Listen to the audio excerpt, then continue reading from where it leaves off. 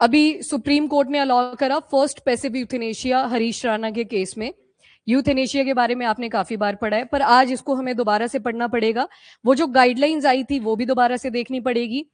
2011 में अरुणा शॉनबॉक को passive euthanasia दिया था, पर वो पहला केस तो वही है टेक्निकली अगर देखें, पर उस टाइम पे गाइडलाइंस बहुत ज्यादा स्ट्रिक्ट थी।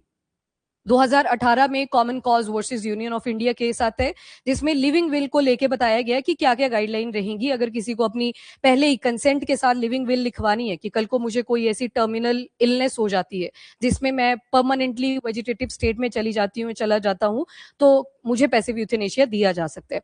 ये common Cause versus Union of India 2018 का केस था। पर अगेन जो गाइडलाइन थी बड़ी ज्यादा स्ट्रिक्ट थी, तो 2023 में इसी के अंदर थोड़ी सी मॉडिफिकेशन करी गई थी और इजी कर दिया था प्रोसेस कि लिविंग विल के लिए आपको ज्यादा ना भटकना पड़े, थोड़ा इजी कर देते हैं प्रोसेस को। तो इस बार क्या किया गया है, इस केस को फर्स्ट केस क्यों बोला जा रहा है, तो वो जो common Cause versus Union of India 2018 की गाइडलाइन थी प्लस जो मॉडिफिकेशन 2023 के अंदर करी गई थी, इस बार उनको इंप्लीमेंट करा गया। तो इंप्लीमेंटेशन की वजह से ये फर्स्ट केस बन जाता है। अदरवाइज पहला केस तो अरुणा शानबाग का ही था, और ऐसा भी नहीं है कि पहले किसी ने बात नहीं उठाई पैसिव यूथेनेशिया को लेके, कुछ पुराने केसेस भी हैं, उनको भी एक बार आप देख लेंगे। चलिए जी, तो इसको स्टार्ट करते हैं बिल्कुल शुरू से। अगर कभी भी ये क्वेश्चन आता है ना, स्पेशली क्लासिफिकेशन के ऊपर, जैसे एक बार मैंने शायद आपको लिखने को भी दिया था, तो आप ये कीवर्ड भूल गए थे। इसको बोलते हैं असिस्टेड डाइंग, जिसमें मरने के लिए कोई आपको हेल्प करता है, और कोई कौन होता है यहाँ पे, डॉक्टर्स होते हैं, तो आपको हेल्प आउट करते हैं। अब यही असिस्टेड डाइंग दो तरह का होता है। एक आता है इसमें यूथेनेशिया, यूथेनेशिया स्पेलिंग्स देख लेना आप, आगे लिखी होंगी सारी, और एक आता है असिस्टेड सुसाइड। अब यू का हमेशा साइंस के अंदर मतलब होता है समथिंग विच इज ट्रू, और थेनेटोलॉजी मतलब डेथ के पैटर्न्स वगैरह आप उसमें स्टडी करते हो, तो थेनोस का मतलब क्या है यहाँ पे, डेथ। तो यहाँ पे डेथ करवाई जाती है और कोई यहाँ पे इन्वॉल्व रहेगा, और रहता कौन है इन्वॉल्व, डॉक्टर्स होते हैं। यूथेनेशिया भी दो तरह का आता है, वन इज एक्टिव यूथेनेशिया, दूसरा आता है पैसिव यूथेनेशिया। और ये मर्सी तरीके से करवाया जाता है, इसी वजह से यूथेनेशिया को क्या बोल दिया जाता है, मर्सी किलिंग भी बोल दिया जाता है, क्योंकि यहाँ पे जो पेशेंट है वो ऑलरेडी किसी टर्मिनल इलनेस से सफर कर रहा है। टर्मिनल इलनेस में आप क्या लिख सकते हो, परमानेंटली वेजिटेटिव स्टेट, जहां पे वो मूव नहीं कर पा रहा, मतलब कहीं ना कहीं सांसें चल रही हैं, पर जो खाना है वो भी पाइप्स के थ्रू ही जा रहा है, वेंटिलेशन पे वो रखा हुआ है उस पेशेंट को। तो वो सारी कंडीशन से जब पेशेंट सफर करता है तब जाते हैं टुवर्ड असिस्टेड डाइंग। पहला आ गया एक्टिव, दूसरा आ गया पैसिव, ये यूथेनेशिया की फॉर्म है। एक आ गया असिस्टेड सुसाइड। असिस्टेड सुसाइड, अब जैसे हमारी कंट्री की अगर बात करें तो आप हमेशा कौन सा सुनोगे, पैसिव यूथेनेशिया के बारे में, पर वहीं पे नीदरलैंड वगैरह जाओगे वहां पे पैसिव यूथेनेशिया भी बोला जाएगा, असिस्टेड सुसाइड भी बोली जाएगी। मतलब थोड़े थोड़े सर्टेन डिफरेंसेस तो इन सभी के बीच में है ही। एक्टिव यूथेनेशिया में जो की वर्ड आता है दैट इज लीथल डोज। यहाँ पे जो पेशेंट है टर्मिनली इल वाली डिजीज में जा चुका है, परमानेंटली वेजिटेटिव स्टेट में जा चुका है। अब कहीं ना कहीं बैक एंड पे जो उसके फैमिली मेंबर्स हैं उनके ऊपर फाइनेंशियल प्रेशर भी आ रहा है, इमोशनल कहीं ना कहीं डिसबैलेंस भी चीजें हुई हैं, और वो जो पेशेंट है वो भी बीमारी से सफर कर रहा है।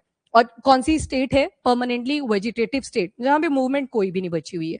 तो एक्टिव यूथेनेशिया की कैटेगरी में डॉक्टर क्या करते हैं, एक लीथल डोज उस पेशेंट को दे देंगे, वो इंजेक्शन के थ्रू हो सकता है। लीथल डोज कीवर्ड है एक्टिव यूथेनेशिया का, मतलब डॉक्टर ने लीथल डोज इंड्यूस करी उस पेशेंट के अंदर और उसकी मर्सी किलिंग कर दी जाती है, ये हुआ एक्टिव यूथेनेशिया।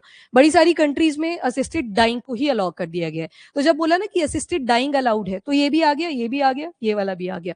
पर जहां पे स्पेसिफिक लिखा होता है कि सिर्फ पैसिव यूथेनेशिया अलाउड है, तो मतलब इस वाली कैटेगरी की बात हो रही है। कई जगह पे आप देखोगे passive euthanasia and assisted suicide allowed है, तो मतलब इन दो कैटेगरीज की बात हो रही है।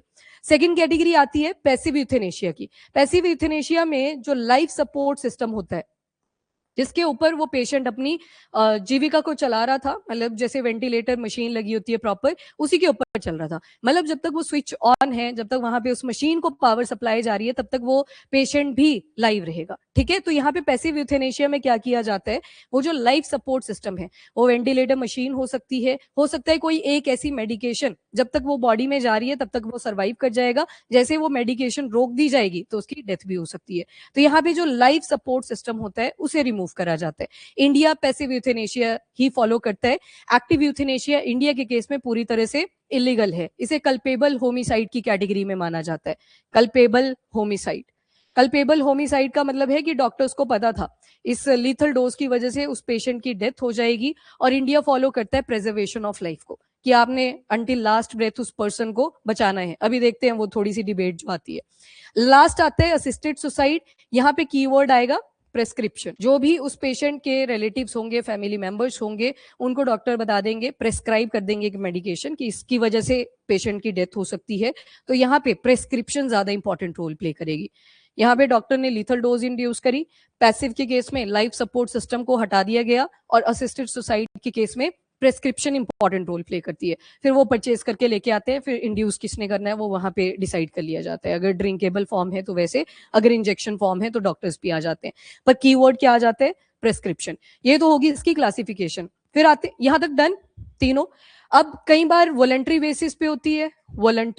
वॉलंटरी तो मतलब आपने अपनी लिविंग विल, जब आप होश हवास में थे, आपने तभी लिविंग विल को यहाँ पे लिखवा लिया था कि कल को मुझे ऐसी कोई स्टेट से सफर करना पड़ता है जहां पे मेरी बॉडी पूरी परमानेंटली वेजिटेटिव स्टेट में जा चुकी है, तो मुझे पैसिव यूथेनेशिया या जो भी उस कंट्री के रूल रहेंगे, जैसे इंडिया के केस में पैसिव यूथेनेशिया आ गया तो वो वर्ड लिखा जाएगा।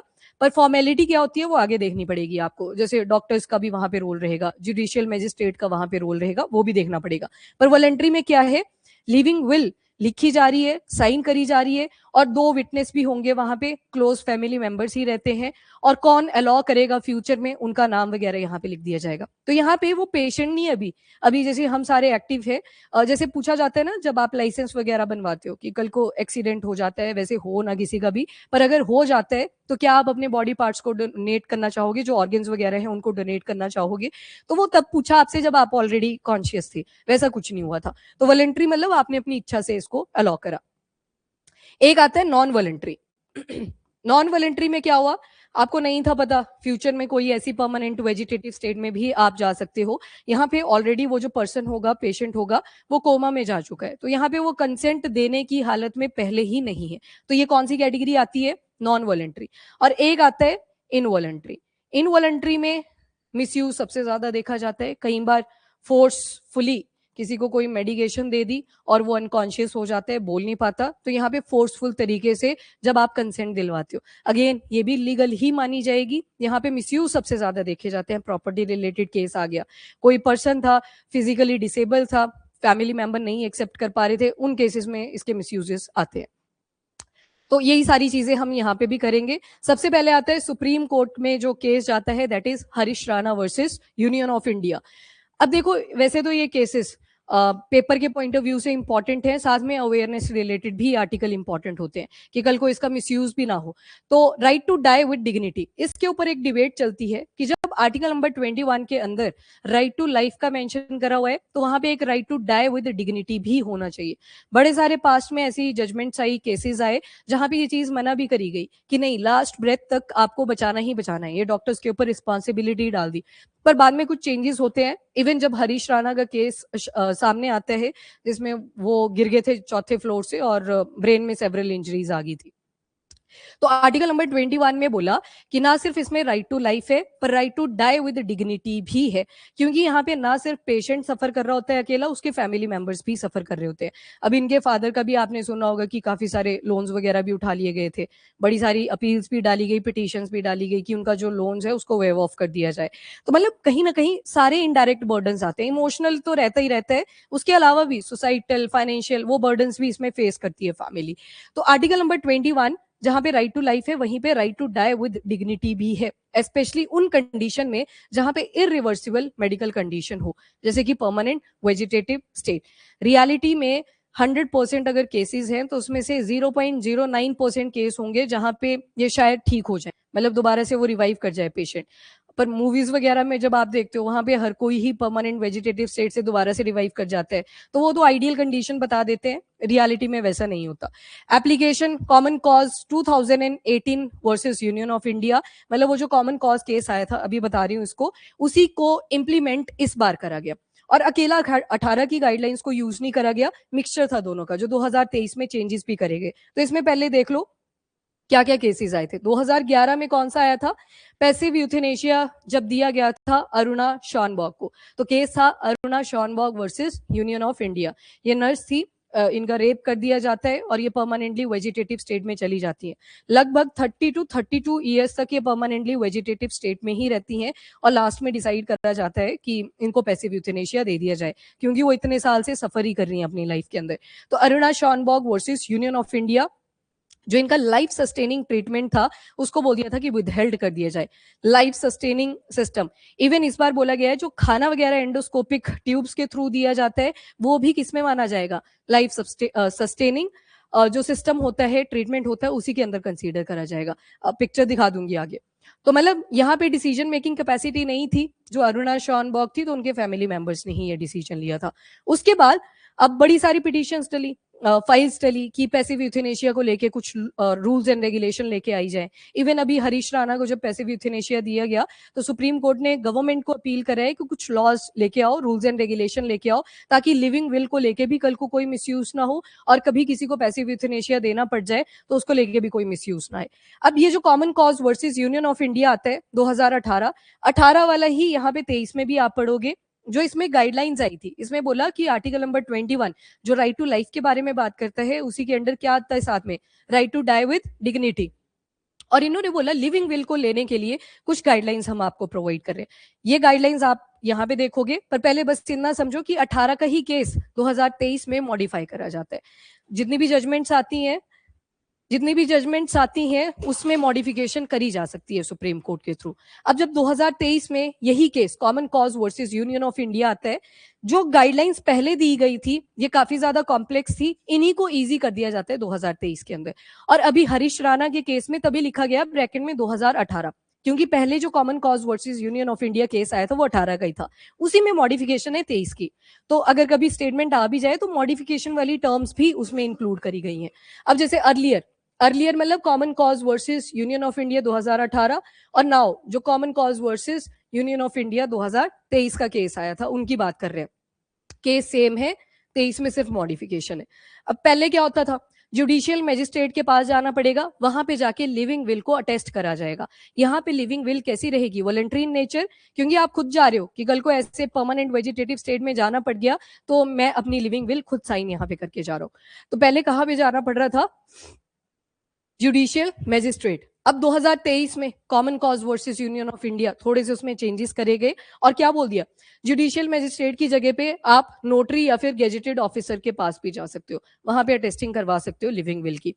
और जब भी लिविंग विल की अटेस्टेशन होती है, कभी कोर्ट गए हो, वहां बाहर देखा होगा बड़े सारे बैठे होते हैं, तो वही नोटरी वही काम करते हैं ये सारे फॉर्म्स वगैरह का, डॉक्यूमेंटेशन वगैरह का। तो नोटरी या फिर गेजेटेड ऑफिसर के पास भी जा सकते हो। अब हरीश राणा के केस में आप देखोगे पहला जो साइन हुआ है वो जुडिशियल मैजिस्ट्रेट के थ्रू हुआ है, पर बाकी का जो प्रोसेस है वो जो 2023 में गाइडलाइंस में चेंजेस करे गए थे उनको इंप्लीमेंट करा गया है। पर गाइडलाइन किसकी यूज हुई इनडायरेक्टली, 2018 की, क्योंकि 23 में तो मॉडिफिकेशन ही है, केस तो 18 का आ चुका था। वो दूसरी मॉडिफिकेशन 18 के अंदर बोला गया था कि जो लिविंग विल होगी वो डिस्ट्रिक्ट कोर्ट के कस्टडी में रखी जाएगी। एक कॉपी होती है, एक आपके पास दे दी जाती है जो भी अपनी लिविंग विल को साइन करवाता है, और दूसरी कोर्ट के अंदर रहती है।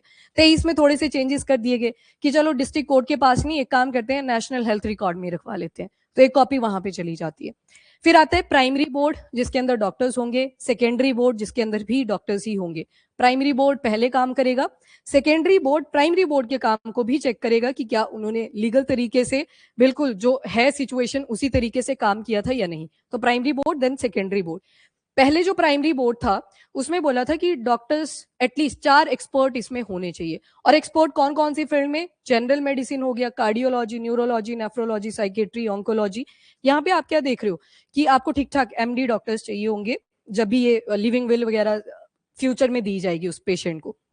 अब क्या बोल दिया कि प्राइमरी बोर्ड जो होगा उसमें इतना कॉम्प्लेक्सिटी नहीं रहेगा, सिर्फ 3 डॉक्टर्स चाहिए। पहले जहां पे 4 डॉक्टर थे, और 4 डॉक्टर में से जो डॉक्टर थे वो एटलीस्ट 4 एक्सपर्ट्स होने चाहिए, किस किस फील्ड में, इन सारी फील्ड्स के अंदर। अब बोला कि 3 डॉक्टर्स चलेंगे जिसमें से एक तो फिजिशियन होना चाहिए, और जो बाकी के 2 डॉक्टर्स होंगे एटलीस्ट उनके पास 5 साल का एक्सपीरियंस होना चाहिए। तो रिड्यूस कर दिया ना, अब उतना कॉम्प्लेक्स नहीं रखा प्रोसेस को।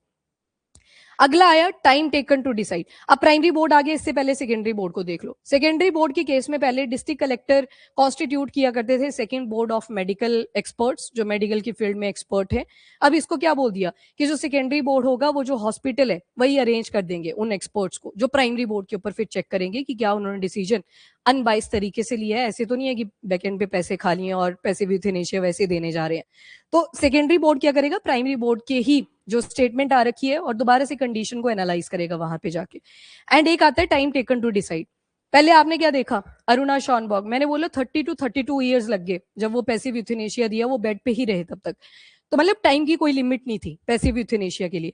यहाँ पे अब कितना रखा है 48 आवर्स का, कि जब 18 में आया था तब कोई टाइम लिमिट नहीं थी। 2023 में जब मॉडिफिकेशन करी गई तो 48 आवर्स का कंडीशन रख दिया गया। इवन ये रिड्यूस भी करा जा सकता है अप टू 30 आज तक, मतलब डिपेंड करता है उस पेशेंट की कंडीशन कैसी थी। तो मतलब आप क्या देख रहे हो, 23 के अंदर सारी की सारी कंडीशंस इजी कर दी गई।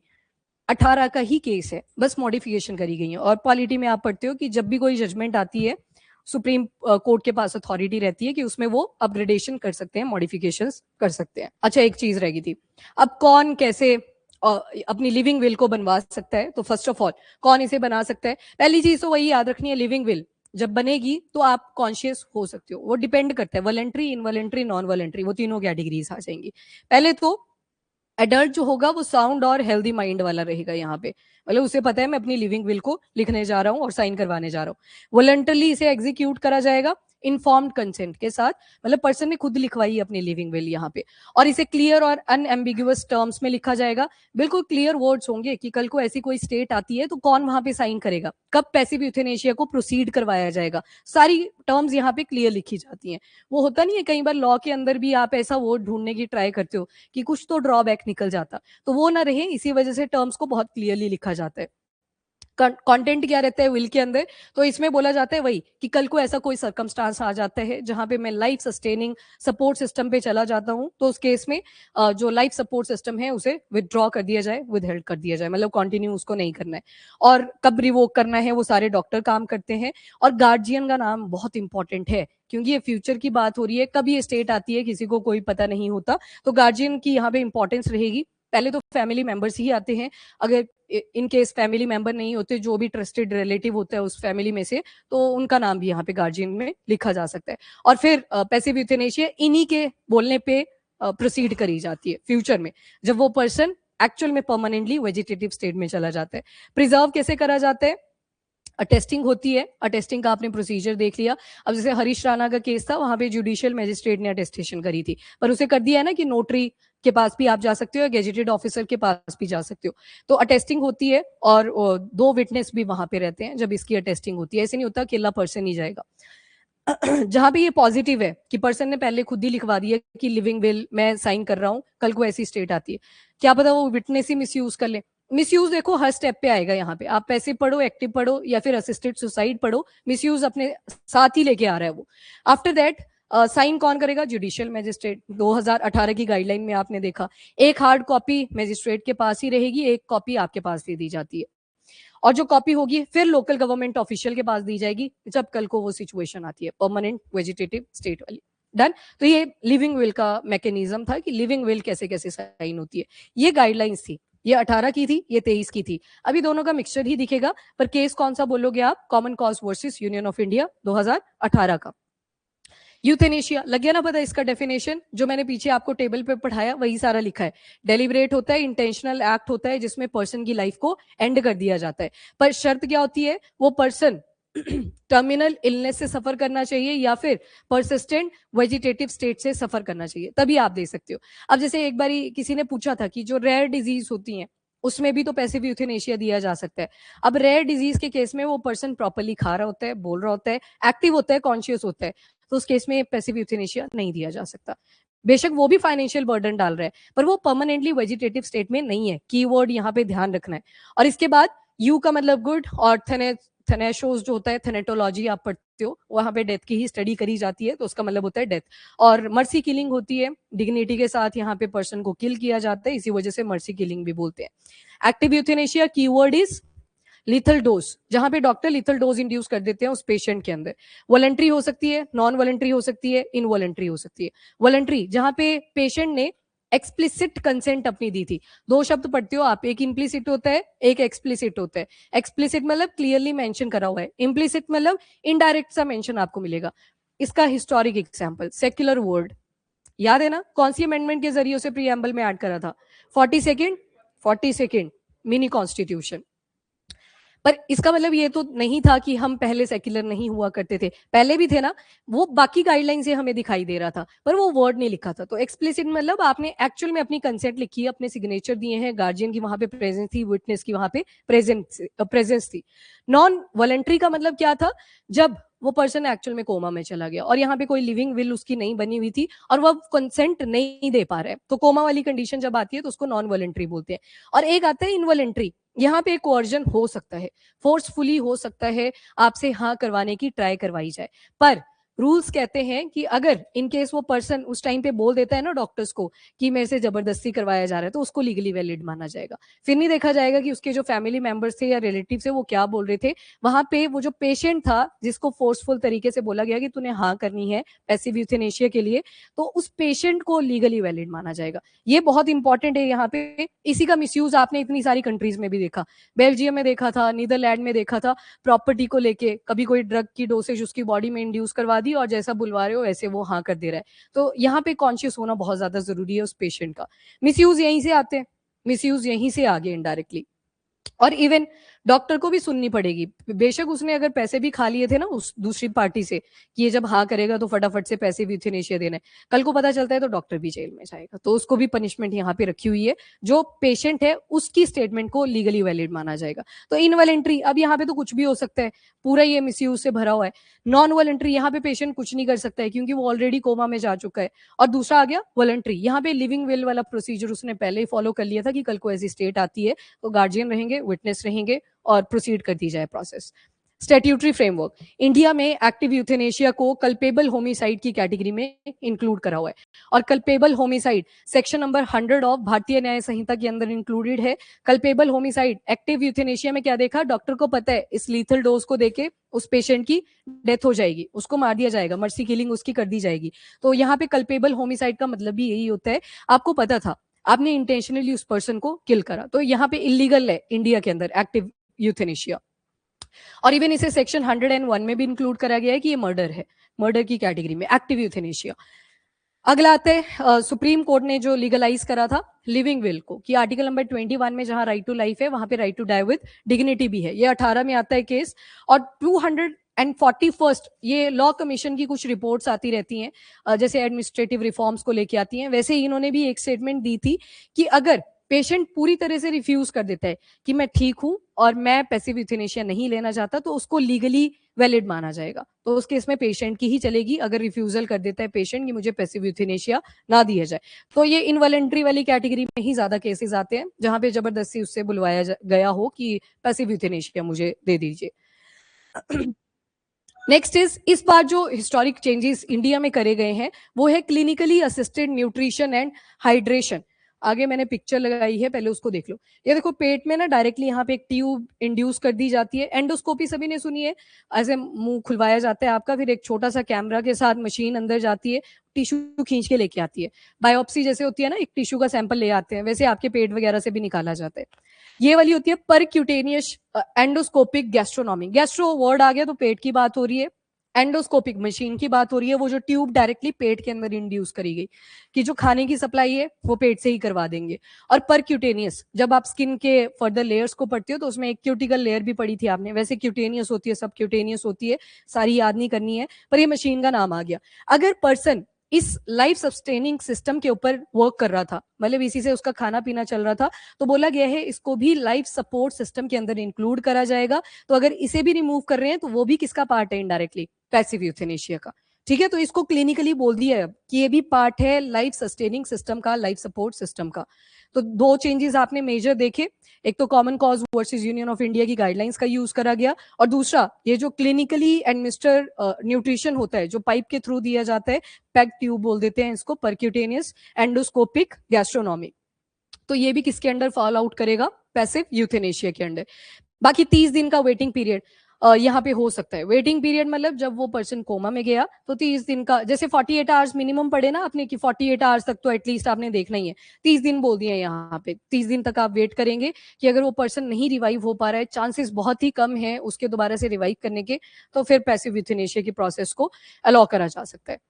अभी जब आपने पहले ये यूथेनेशिया वाला केस पढ़ा था, हरीश राणा का ही था ना, लगभग 1 महीना पहले पढ़ा था, तो हो गए 30 दिन, वो पूरा प्रोसेस वगैरह बीच में चला, डॉक्टर्स ने एनालाइज करा कि नहीं है चांसेस, तो उसके बाद पैसिव यूथेनेशिया अलाउ कर दिया गया। अब आते हैं procedural directive for future cases. क्या क्या चीजें जो सुप्रीम कोर्ट ने बोली कि आपको देखनी पड़ेगी गवर्नमेंट की तरफ जो अलाइन करी। Number 1, streamlining the process nation wide. यहाँ पे मेन रोल रहेगा जुडिशियल मैजिस्ट्रेट का कि उनको बोला जाए कि अवेयरनेस रिलेटेड जितनी भी कैंपेन्स हो सकती हैं with respect to passive euthanasia, उसका लीगल यूसेज रहे, तो वो सारी चीजें यहाँ पे इंक्लूड करी गई हैं। और जो डिसीजन है वो बिल्कुल अनबायस होके लिया जा सके कि कल को ऐसी कोई सिचुएशन किसी भी फैमिली में आती है तो एक ऑनेस्ट डिसीजन लिया जा सके। मेडिकल बोर्ड फ्रेमवर्क, यहाँ पे चीफ मेडिकल जो ऑफिसर्स होते हैं उनका एक एक्टिव रोल रहेगा, वही बोर्ड्स वगैरह को डिसाइड करेंगे, प्राइमरी बोर्ड, सेकेंडरी बोर्ड, जहाँ पे डॉक्टर्स को इंक्लूड करा जाता है कि उनके पास एक सर्टेन जो एक्सपीरियंस है वो होना ही चाहिए और उनको पता होना चाहिए कि इसमें चांसेस हैं पर्सन में दोबारा से रिवाइव करने के या नहीं। Need for comprehensive law, law बहुत ज्यादा इंपॉर्टेंट है। अभी जो गाइडलाइन यूज करी वो तो कर ली Common Cause versus Union of India की, पर एक लॉ लेके आने की प्रॉपर जरूरत है। बीएनएस में आपने देख लिया कि जो 100 सेक्शन है और 101 सेक्शन है, 101 में क्या था, मर्डर था, 100 मतलब 100 में क्या था, कल्पेबल होमिसाइड था। तो बोला कि एक लॉ हो प्रॉपर जो यूथेनेशिया के साथ ही डील करता हो और उसमें भी पैसिव यूथेनेशिया। बाकी लग गया ना ये पता कहाँ की गाइडलाइंस यूज करी, वही लिखी है, एडवांस इंस्ट्रक्शन, वो सारी चीजें यहाँ पे लिखी हैं। और ऑथराइजेशन टू फैमिली और डॉक्टर्स का और फैमिली मेंबर्स का एक एक्टिव रोल रहेगा जब भी ये पैसिव यूथेनेशिया का प्रोसेस इंड्यूस करा जाता है। अब आते हैं थोड़े से जजमेंट्स जो आपने याद रखने हैं पुराने वाले। 1987 में Maruti Shripati Dubal versus state of Maharashtra case आता है। यहाँ पे पहली बार जो बॉम्बे हाई कोर्ट है उन्होंने ये बात उठाई कि right to die with dignity किसका पार्ट आ जाता है, राइट टू लाइफ के साथ ही, आर्टिकल नंबर 21 के साथ ही जितने भी टर्मिनली इल पेशेंट होते हैं उनको ये पैसिव यूथेनेशिया इंड्यूस करा जाए। ये बात करी गई थी 1987 में। यहाँ पे किसी को दिया नहीं गया, पिटीशन उठती है, उसी का रिस्पॉन्स ये दिया गया था कि देना चाहिए, आर्टिकल नंबर 21 का ही ये पार्ट है, Maruti Shripati Dubal versus state of Maharashtra. अगला केस आया 1996, ये ज्ञान Kaur versus state of Punjab का केस था। वो जो ऊपर वाला जजमेंट आया था ना, इसको स्ट्रक डाउन करने के लिए आया था कि नहीं, प्रिजर्वेशन होनी चाहिए लाइफ की। इन्होंने वही बोला कि लास्ट मिनट तक, लास्ट सेकंड तक डॉक्टर की रिस्पॉन्सिबिलिटी बनती है उस पेशेंट को बचाया जाए। तो मतलब 1987 Maruti Shripati Dubal versus state of Maharashtra, इसमें बोला कि पार्ट है आर्टिकल नंबर 21 का। पर 1996 में ज्ञान Kaur versus state of Punjab, ये क्या बोल रहे हैं कि नहीं, राइट टू लाइफ है, आर्टिकल नंबर 21, आपको प्रिजर्व करनी पड़ेगी लाइफ। तो मतलब ये स्टक डाउन करने के लिए ही लाया गया था। जैसे होता है ना कि कोई फेवर में है, पैसिव यूथेनेशिया होना चाहिए, पर सारे पैरामीटर देखने पड़ते हैं, उसके फैमिली मेंबर्स भी वहां पे आते हैं, फाइनेंशियल बर्डन भी आता है, इमोशनल डिसबैलेंस भी आते हैं, वो सारी चीजें इंक्लूड करनी पड़ती हैं। पहली जजमेंट बोलता है यस, अगली जजमेंट ज्ञान Kaur versus state of Punjab, इन्होंने बोला नो कि आर्टिकल 21 सेज कि आपको प्रिजर्व करनी पड़ेगी लाइफ अंटिल लास्ट ब्रेथ। फिर 2011 का आपको पता लग गया, Aruna Shanbaug versus Union of India, जहां पे पैसिव यूथेनेशिया दे दिया जाता है सेफगार्ड प्रोसीजर के साथ, पर उस टाइम पे गाइडलाइन बहुत ज्यादा स्ट्रिक्ट थी, 30 से 32 साल लग गए। और जब 30 से 32 साल लगे, ये देखो ये टाइम भी आके निकल गया 1987 वाला, तभी ये पिटीशन डलनी शुरू हुई कि कभी भी ऐसे टर्मिनली इलनेस वाला कोई पेशेंट आता है तो उसको पैसिव यूथेनेशिया दिया जाए। 18 में कौन सा आया, common Cause versus Union of India. और 23 में क्या था, वो केस नहीं है, उसमें मॉडिफिकेशन ही है, common Cause versus Union of India के अंदर। अब आते हैं मेडिकल जो प्रोसीजर रहता है, कैसे कैसे रिव्यू करा जाएगा। तो आपने दो बोर्ड देखे ना, प्राइमरी बोर्ड था और दूसरा सेकेंडरी बोर्ड था। तो 2 स्टेज का मेडिकल रिव्यू सिस्टम बनाया गया है कि अगर एक बोर्ड से कहीं भी गलती रह जाती है तो दूसरा उसको ठीक कर सके। अब जब हरीश राणा के केस में पेरेंट्स ने डिसाइड करा, अब देखो सबसे पहले मदर को प्रायोरिटी दी जाती है क्योंकि बर्थ मदर ने दिया जाता है, तो पहली प्रायोरिटी मदर ही लेते हैं। वहां पे भी मदर ने ही प्रोसीड करा था पैसिव यूथेनेशिया के लिए। तो 2 स्टेज का मेडिकल रिव्यू सिस्टम चलता है। पहला आता है प्राइमरी मेडिकल बोर्ड, ये हॉस्पिटल ही बनाता है, जहां पे जैसे वो दिल्ली एम्स में एडमिट थे तो वही हॉस्पिटल इसको बनाएगा। 2 ट्रीटिंग डॉक्टर आएंगे और इंक्लूड ट्रीटिंग डॉक्टर, वो जो बोला था कि फिजिशियन होना चाहिए, मतलब ऑलरेडी फिजिशियन होना चाहिए डॉक्टर, और 2 इंडिपेंडेंट डॉक्टर्स आएंगे जिनके पास 5 साल का एटलीस्ट एक्सपीरियंस होना चाहिए। तो प्राइमरी बोर्ड के अंदर यही तो देखा हमने। सेकेंडरी मेडिकल बोर्ड आया, जहां पे चीफ मेडिकल जो ऑफिसर होते हैं उनका एक इंपॉर्टेंट रोल रहेगा। 3 इंडिपेंडेंट डॉक्टर्स आएंगे और ये पैनल किसने डिसाइड करा होगा? तो जो डिस्ट्रिक्ट मेडिकल ऑफिसर हैं या चीफ मेडिकल ऑफिसर हैं वही इस पैनल को डिसाइड करेंगे। तो प्राइमरी बोर्ड तो उसी हॉस्पिटल ने बना दिया। सेकेंडरी बोर्ड में मेन जो इन्वॉल्वमेंट रहेगी वो किसकी आ जाएगी? डिस्ट्रिक्ट मेडिकल ऑफिसर की और चीफ मेडिकल ऑफिसर की, ताकि डिसीजन अनबायस आए, कोई बायसनेस नहीं वहां पे आनी चाहिए अगर वही हॉस्पिटल यूज कर लिया गया। तो 18 और 23 दोनों का मर्जर दिखेगा आपको इसके अंदर, जो मॉडिफिकेशन करी गई वो भी इंक्लूडेड है। अब ये क्या करेंगे? प्राइमरी बोर्ड के डिसीजन को दोबारा से रिव्यू करेंगे कि कोई डिसीजन में गड़बड़ तो नहीं है। डिसीजन की टाइमलाइन प्रेफर कितनी करी जाती है? 48 आवर। कम ज्यादा हो सकता है, पर जो गाइडलाइन के हिसाब से बोली गई है दैट इज 48 आवर्स। और लीगल इंटीमेशन, तो सबसे पहले तो जुडिशियल मैजिस्ट्रेट फर्स्ट क्लास है उनके साथ कम्युनिकेट करना पड़ेगा, वहीं से ये पूरा का पूरा प्रोसेस शुरू होगा। अब देखो ये वाला जो स्टेप है ये कब था? 18 में, 2018। जबकि 23 में क्या बोला था? नोटरी या गैजेटेड ऑफिसर, वो भी इंक्लूड हो सकते हैं। तो दोनों का मिक्सचर आपको दिखाई देगा जब इसको इंप्लीमेंट करा गया हरीश राणा के केस में। अब आते हैं ग्लोबल पर्सपेक्टिव टू यूथेनेशिया। अब देखो यहाँ पे नीदरलैंड का लिखा है, ये एक्टिव यूथेनेशिया और असिस्टेड सुसाइड दोनों को अलाउ करते हैं। यहाँ पे एक्टिव यानी कि लीथल डोज, और दूसरा लिखा है असिस्टेड सुसाइड, जहां पे प्रेस्क्रिप्शन दे दी गई थी डॉक्टर के थ्रू। स्विट्जरलैंड के केस में देखोगे तो इन्होंने सिर्फ असिस्टेड सुसाइड को लीगल बना रखा है अपनी कंट्री के अंदर, बट नॉट एक्टिव यूथेनेशिया। और इटली के अंदर पैसिव यूथेनेशिया को बोला गया है, यानी कि जो लाइफ सिस्टम था उसको आप विड्रॉ कर सकते हो पेशेंट को मर्सी किलिंग करने के लिए। तो इंडिया के अंदर अब कहाँ कहाँ पे चीजों को इंप्रूव करने की जरूरत है? तो वही जैसे नेशनल हेल्थ मिशन हमने बना रखा है, पैलिएटिव केयर उसमें ऐड कर दी जाए। जब भी कोई पर्सन इन सारी चीजों से सफर करना शुरू करता है तो मतलब हर एक डिस्ट्रिक्ट के अंदर ऐसा ऑफिसर होना चाहिए जो इन चीजों के ऊपर चेक ऑन रखे। और इवन असेंशियल ड्रग्स जैसे ओरल मॉर्फिन वगैरह होती है, ये हर डिस्ट्रिक्ट के अंदर अवेलेबल हो। ये कोर्ट की तरफ से आती हैं गाइडलाइंस कि जो गवर्नमेंट है वो अपना बेटर रूल बना सकती है या लॉ बना सकती है।